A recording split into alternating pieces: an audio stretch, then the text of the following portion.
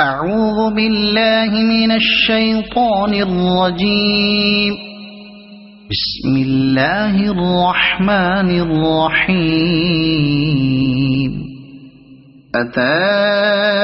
أمر الله فلا تستعجلوه سبحانه وتعالى عما يشركون. ينزل الملائكة بالروح من أمره على من يشاء من عباده أن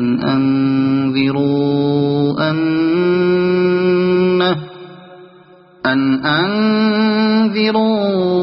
أنه لا إله إلا أنا فاتقون. خلق السماوات والأرض بالحق تعالى عما يشركون. خلق الإنسان من نطفة فإذا هو خصيم مبين. والأنعام خلقها لكم فيها دفء ومنافع ومنها تأكلون. ولكم فيها جمال حين تريحون وحين تسرحون. وتحمل أثقالكم إلى بلد لم تكونوا بالغيه إلا بشق الأنفس إن ربكم لرؤوف رحيم. والخيل والبغال والحمير لتركبوها وزينة ويخلق ما لا تعلمون. وعلى الله قصد السبيل ومنها جائر ولو شاء لهداكم أجمعين. هو الذي أنزل من السماء ماء لكم منه شراب ومنه شجر فيه تسيمون. ينبت لكم به الزرع والزيتون والنخيل والأعناب ومن كل الثمرات إن في ذلك لآية لقوم يتفكرون. وسخر لكم الليل والنهار والشمس والقمر والنجوم مسخرات بأمره إن في ذلك لآيات لقوم يعقلون. وما ذرأ لكم في الأرض مختلفا ألوانه إن في ذلك لآية لقوم يذكرون. وهو الذي سخر البحر لتأكلوا منه لحما طريا وتستخرجوا منه حلية تلبسونها وترى الفلك مواخر فيه ولتبتغوا من فضله ولعلكم تشكرون. وألقى في الأرض رواسي أن تميد بكم وأنهارا وسبلا لعلكم تهتدون. وعلامات وبالنجم هم يهتدون. أفمن يخلق كمن لا يخلق أفلا تذكرون وإن تعدوا نعمة الله لا تحصوها إن الله لغفور رحيم والله يعلم ما تسرون وما تعلنون والذين يدعون من دون الله لا يخلقون شيئا وهم يخلقون أموات غير أحياء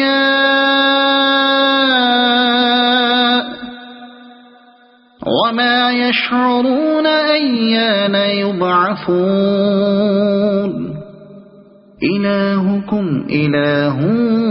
واحد فالذين لا يؤمنون بالآخرة قلوبهم منكرة وهم مستكبرون لا جرم أن الله يعلم ما يسرون وما يعلنون إنه لا يحب المستكبرين وإذا قيل لهم ماذا أنزل ربكم قالوا أساطير الأولين ليحملوا أوزارهم كاملة يوم القيامة ومن أوزار الذين يضلونهم بغير علم ألا ساء ما يزرون قد مكر الذين من قبلهم فأتى الله بنيانهم من القواعد فخر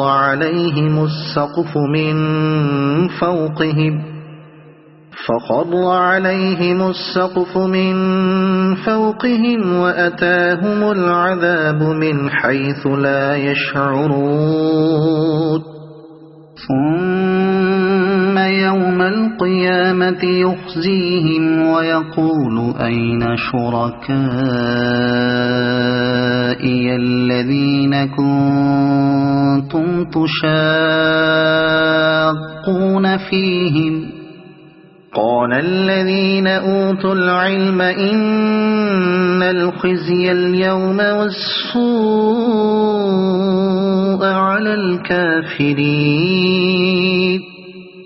الذين تتوفاهم الملائكة ظالمي أنفسهم فألقوا السلم ما كنا نعمل من سوء بلى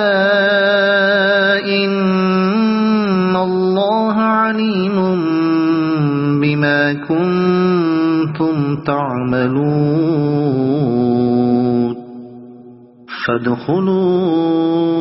أبواب جهنم خالدين فيها فلبئس مثوى المتكبرين وقيل للذين اتقوا ماذا أنزل ربكم قالوا خيرا للذين أحسنوا في هذه الدنيا حسنة ولدار الآخرة خير ولنعم دار المتقين جنات عدن يدخلونها تجري من تحتها الأنهار لهم فيها ما يشاءون كذلك يجزي الله المتقين الذين تتوفاهم الملائكة طيبين يقولون سلام عليكم ادخلوا الجنة بما كنتم تعملون هل ينظرون إلا أن تأتيهم الملائكة أو يأتي أمر ربك كذلك فعل الذين من قبلهم وما ظلمهم الله ولكن كانوا أنفسهم يظلمون فأصابهم سيئات ما عملوا وحاق بهم ما كانوا به يستهزئون وقال الذين أشركوا لو شاء الله ما عبدنا من دونه من شيء نحن ولا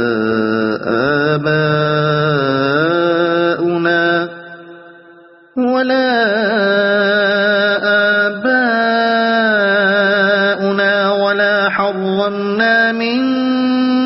دونه من شيء كذلك فعل الذين من قبلهم فهل على الرسل إلا البلاغ المبين ولقد بعثنا في كل أمة رسولا أن اعبدوا الله واجتنبوا الطاغوت فمنهم من هدى الله ومنهم من حقت عليه الضلالة فسيروا في الأرض فانظروا كيف كان عاقبة المكذبين إن تحرص على هداهم فإن الله لا يهدي من يضل وما لهم من ناصرين وأقسموا بالله جهد أيمانهم لا يبعث الله من يموت بلى وعدا عليه حقا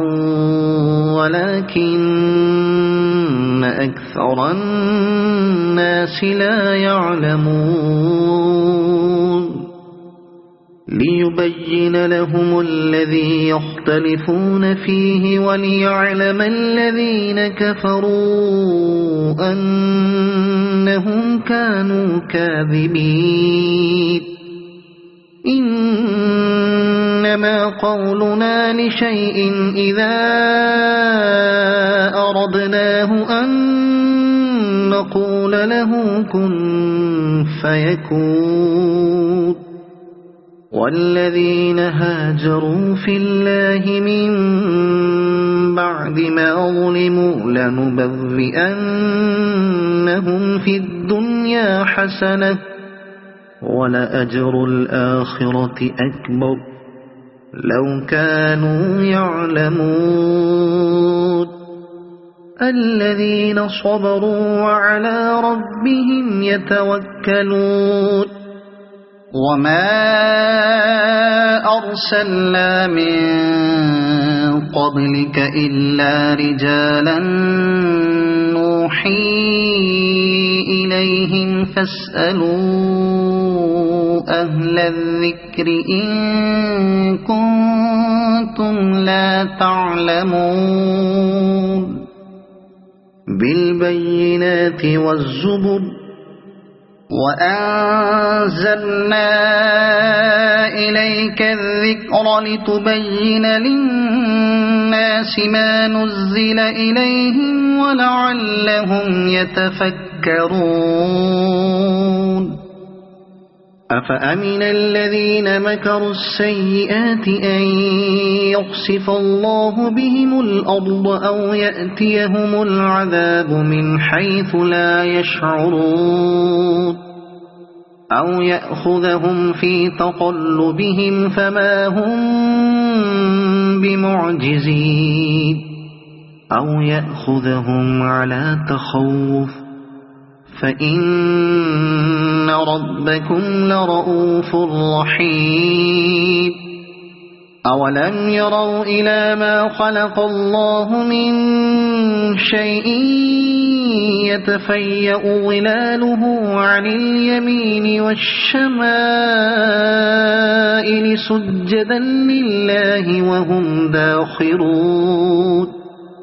ولله يسجد ما في السماوات وما في الأرض من دابة والملائكة وهم لا يستكبرون يخافون ربهم من فوقهم ويفعلون ما يؤمرون وقال الله لا تتخذوا إلهين اثنين إنما هو إله واحد فإياي فارهبون وله ما في السماوات والأرض وله الدين واصبا أفغير الله تتقون وما بكم من نعمة فمن الله ثم إذا مسكم الضر فإليه تجأرون ثم إذا كشف الضر عنكم إذا فريق منكم بربهم يشركون ليكفروا بما آتيناهم فتمتعوا فسوف تعلمون ويجعلون لما لا يعلمون نصيبا مما رزقناهم تالله لتسألن عما كنتم تفترون ويجعلون لله البنات سبحانه ولهم ما يشتهون وإذا بشر أحدهم بالأنثى ظل وجهه مسودا وهو كظيم يتوارى من القوم من سوء ما بشر به أيمسكه على هون أم يدسه في التراب ألا ساء ما يحكمون للذين لا يؤمنون بالآخرة مثل السوء ولله المثل الأعلى وهو العزيز الحكيم ولو يؤاخذ الله الناس بظلمهم ما ترك عليها من دابة ولكن يؤخرهم إلى أجل مسمى فإذا جاء أجلهم لا يستأخرون ساعة ولا يستقدمون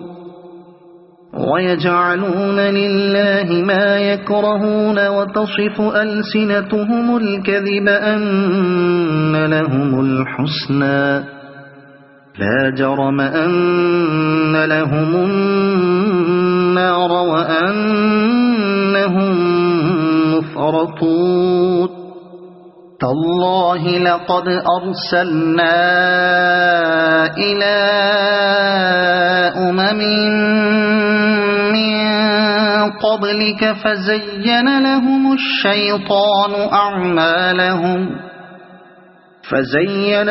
الشيطان أعمالهم فهو وليهم اليوم ولهم عذاب أليم وما أنزلنا عليك الكتاب إلا لتبين لهم الذي اختلفوا فيه وهدى ورحمة لقوم يؤمنون والله أنزل من السماء ماء فأحيا به الأرض بعد موتها إن في ذلك لآية لقوم يسمعون وإن لكم في الأنعام لعبرة نسقيكم مما في بطونه من بين فرث ودم لبنا خالصا سائغا للشاربين ومن ثمرات النخيل والأعناب تتخذون منه سكرا ورزقا حسنا إن في ذلك لآية لقوم يعقلون وأوحى ربك إلى النحل أن اتخذي من الجبال بيوتا ومن الشجر ومما يعرشون ثم كلي من كل الثمرات فاسلكي سبل ربك ذللا يخرج من بطونها شراب مختلف ألوانه فيه شفاء للناس إن في ذلك لآية لقوم يتفكرون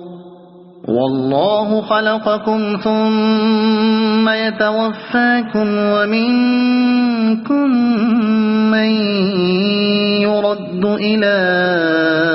أرذل العمر لكي لا يعلم بعد علم شيئا إن الله عليم قدير والله فضل بعضكم على بعض في الرزق فما الذين فضلوا براد رزقهم على ما ملكت أيمانهم فهم فيه سواء أفبنعمة الله يجحدون والله جعل لكم من أنفسكم أزواجا وجعل لكم من أزواجكم بنين وحفدة ورزقكم من الطيبات أفبالباطل يؤمنون وبنعمة الله هم يكفرون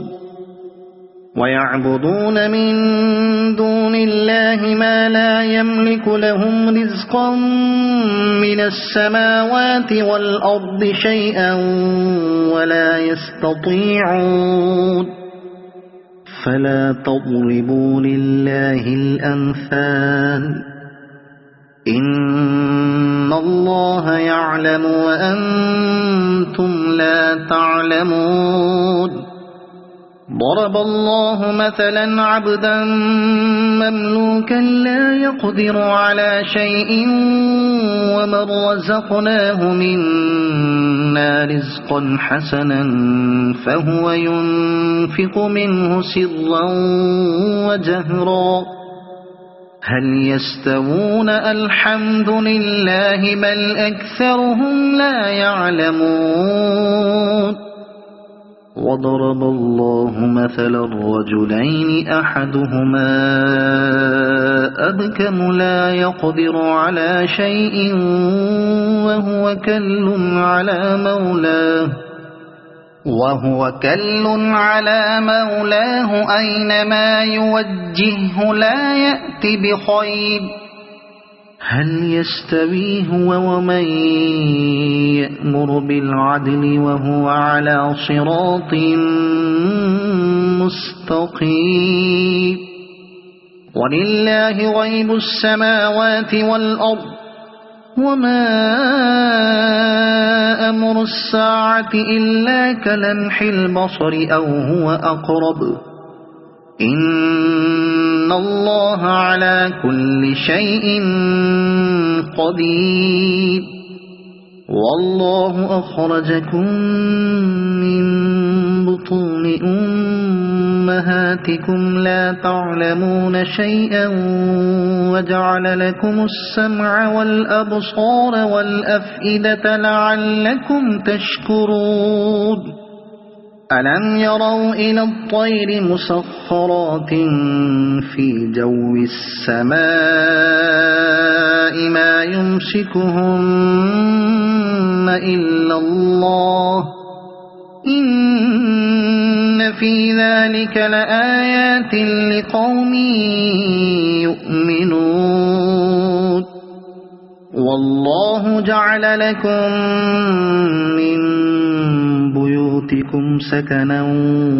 وجعل لكم من جلود الأنعام بيوتا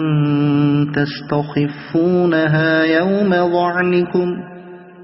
يوم ظعنكم ويوم إقامتكم ومن أصوافها وأوبارها وأشعارها أثاثا ومتاعا إلى حين والله جعل لكم مما خلق ظلالا وجعل لكم من الجبال أكنانا وجعل لكم سرابيل تقيكم الحر وسرابيل تقيكم بأسكم كذلك يتم نعمته عليكم لعلكم تسلمون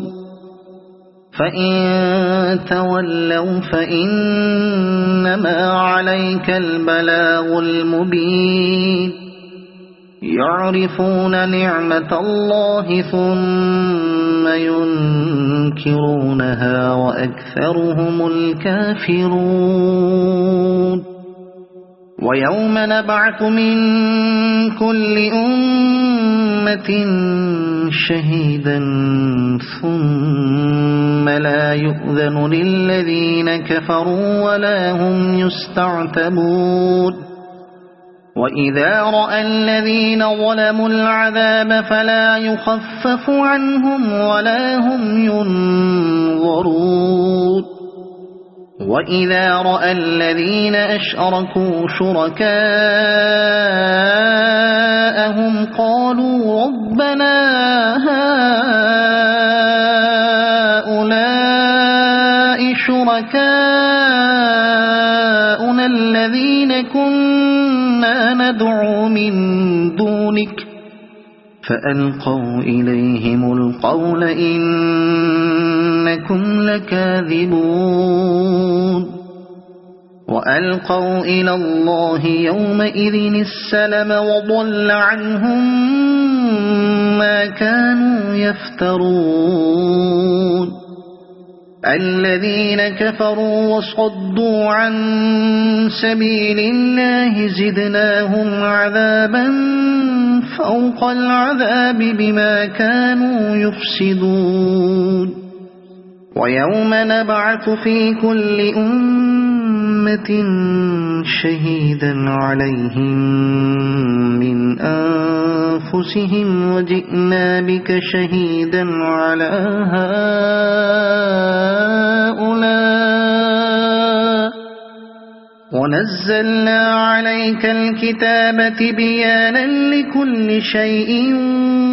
وهدى ورحمة وبشرى للمسلمين إن الله يأمر بالعدل والإحسان وإيتاء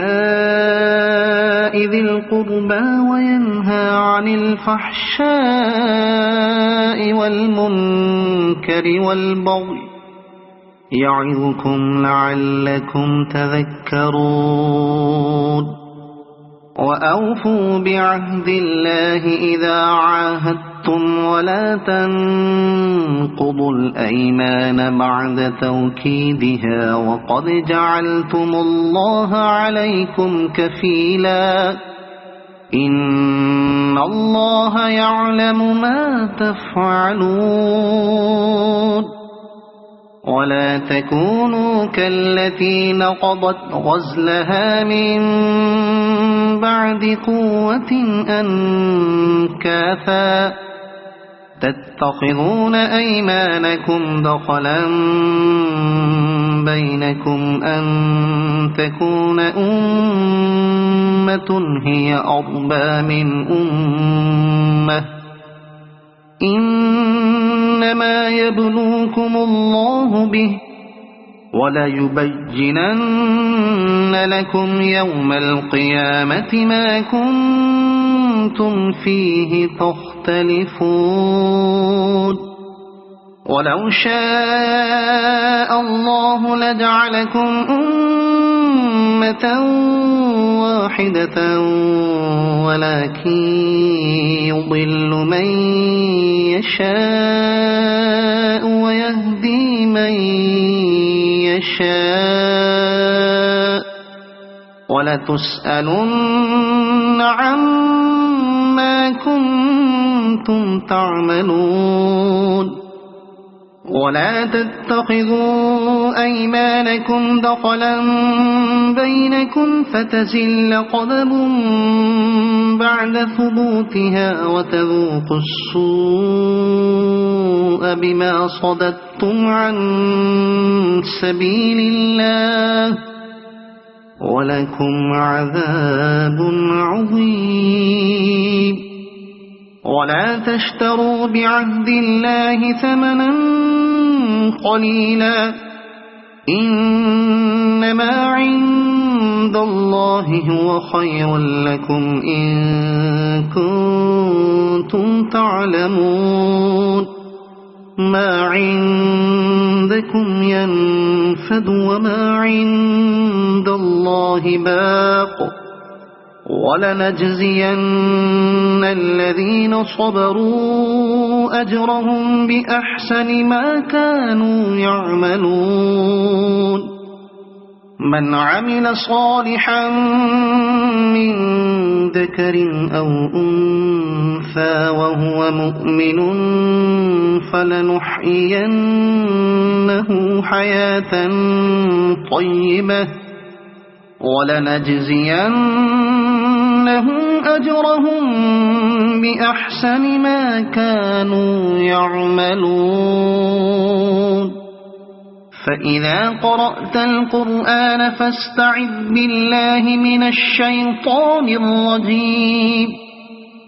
إنه ليس له سلطان على الذين آمنوا وعلى ربهم يتوكلون إنما سلطانه على الذين يتولونه والذين هم به مشركون وإذا بدلنا آية مكان آية والله أعلم بما ينزل قالوا إنما أنت مفتر بل أكثرهم لا يعلمون قل نزله روح القدس من ربك بالحق ليثبت الذين آمنوا وهدى وبشرى للمسلمين ولقد نعلم أنهم يقولون إنما يعلمه بشر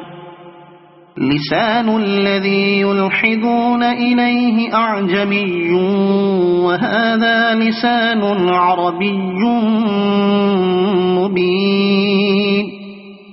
إن الذين لا يؤمنون بآيات الله لا يهديهم الله ولهم عذاب أليم إن إنما يفتري الكذب الذين لا يؤمنون بآيات الله وأولئك هم الكاذبون. من كفر بالله من بعد إيمانه إلا من أكره وقلبه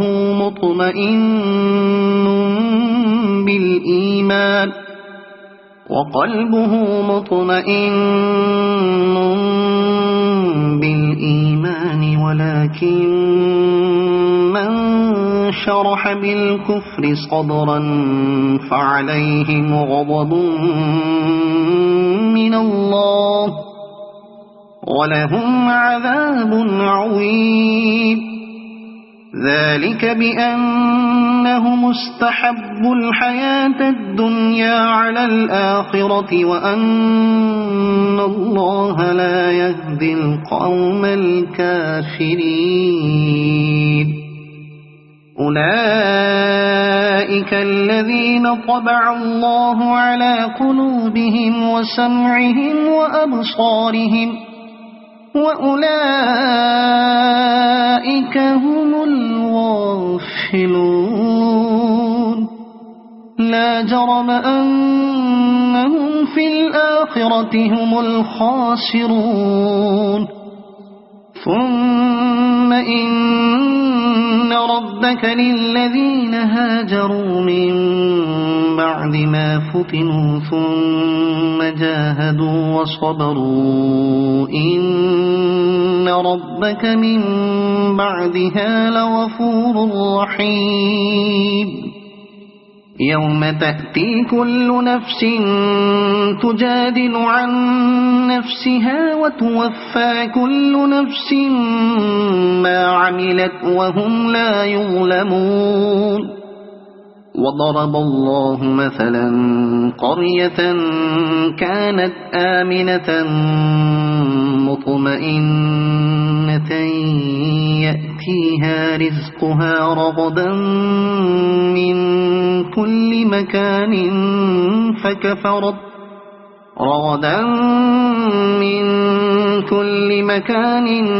فكفرت بأنعم الله فأذاقها الله لباس الجوع والخوف بما كانوا يصنعون. ولقد جاءهم رسول منهم فكذبوه فأخذهم العذاب وهم ظالمون. فكلوا مما رزقكم الله حلالا طيبا واشكروا نعمة الله إن كنتم إياه تعبدون. إنما حرم عليكم الميتة والدم ولحم الخنزير وما أهل لغير الله به فمن اضطر غير باغ ولا عاد فإن الله غفور رحيم. ولا تقولوا لما تصف ألسنتكم الكذب هذا حلال وهذا حرام لتفتروا على الله الكذب. إن الذين يفترون على الله الكذب لا يفلحون. متاع قليل ولهم عذاب أليم. وعلى الذين هادوا حرمنا ما قصصنا عليك من قبل وما ظلمناهم ولكن كانوا أنفسهم يظلمون. ثم إن ربك للذين عملوا السوء بجهالة ثم تابوا من بعد ذلك ثم تابوا من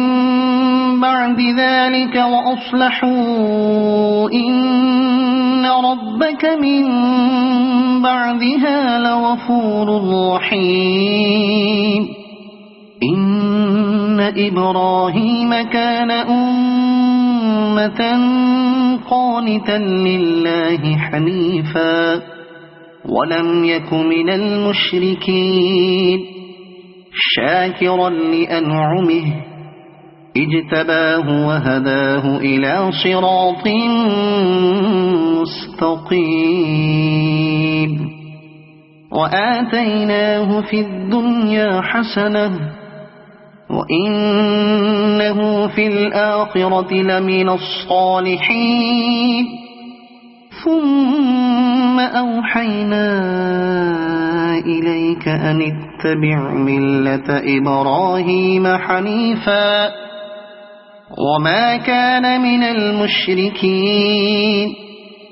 إنما جعل السبت على الذين اختلفوا فيه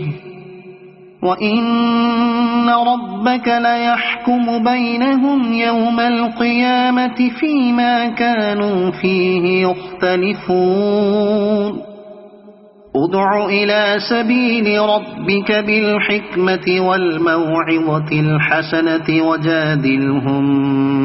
بالتي هي أحسن إن ربك هو أعلم بمن ضل عن سبيله وهو أعلم بالمهتدين وإن عاقبتم فعاقبوا بمثل ما عوقبتم به ولئن